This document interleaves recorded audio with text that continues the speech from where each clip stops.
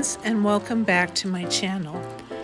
I have a recipe for caramel covered popcorn that I really like, and I did a video on the recipe a couple of years ago, and so that is in my videos history. But for a while now, I've been wanting to try baking caramel popcorn. And so that's what I'm going to show you today. You can use microwave popcorn for this recipe, or you can air pop popcorn like I did and keep it in plastic bags until you're ready to make up a recipe. So the recipe that I'm using is called Nora's caramel corn, and it calls for 2 bags of popped microwave popcorn. I air pop the popcorn, and then I just put enough that will fit onto a baking sheet. Her recipe is a recipe that uses a paper bag to distribute the caramel once you've made it in the microwave. But I have changed that a little, where I just am putting it on the baking sheet now to mix it up. I'll leave the link to my first video in the description box. I'm starting by adding 1 cup of firmly packed brown sugar and 1 stick of butter, which is 1/2 cup, to a microwave safe bowl. 1/4 cup of light corn syrup, and then I'll be putting in 1/4 teaspoon of baking soda. I'm putting the baking sheet of popcorn that I laid out into the oven at 250 degrees Fahrenheit to get warm. And here's the baking soda going in now. I put the bowl of butter, sugar, baking soda, and corn syrup into the microwave and cooked it on high for 2 minutes. After that, I took it out and stirred it really well, and then put it back into the microwave for another 1.5 minutes on high. I pulled the warmed popcorn out of the oven, and when the caramel was ready after the last 1.5 minutes of cooking time, then I stirred it and poured it evenly over the popcorn.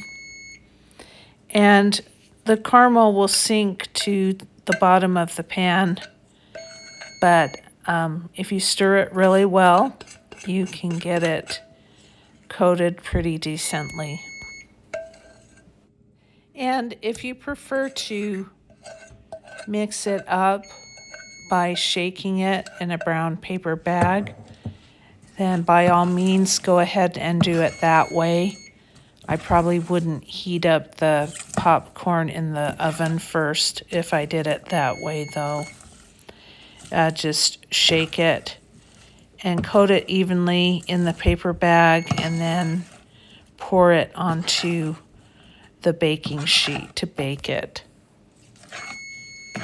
And this is also very good before you bake it or leaving it unbaked. It will just have a different texture to it. If you bake it, it becomes crispier and crunchier. And honestly, my family loves it both ways, baked or unbaked.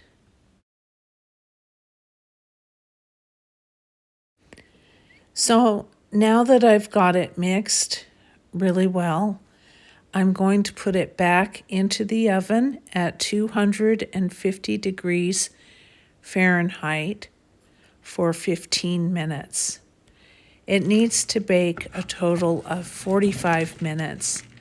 So after every 15-minute bake time, then I will take it out and stir it and return it back to the oven.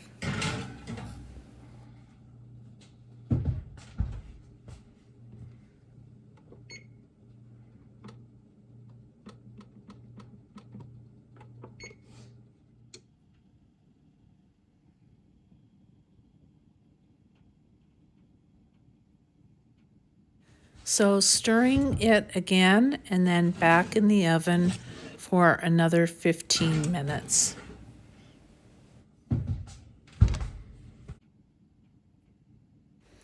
After 45 minutes, this is what it looks like.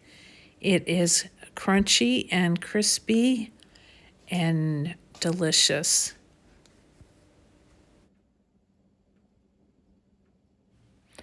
This year, I put my cute little tiny nativity in the kitchen, and I just love having it in there. I'm just going to package it up into these plastic party bags, and I get about 3 bags full from one batch. Maybe a little more is left over, but basically 3 bags.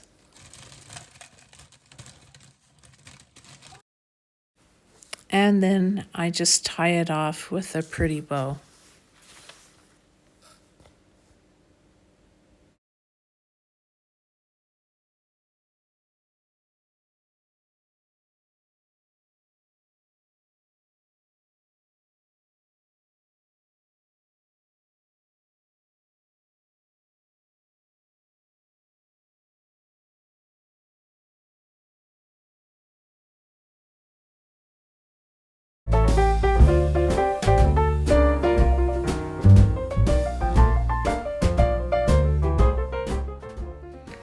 And there you have Nora's caramel corn baked in the oven.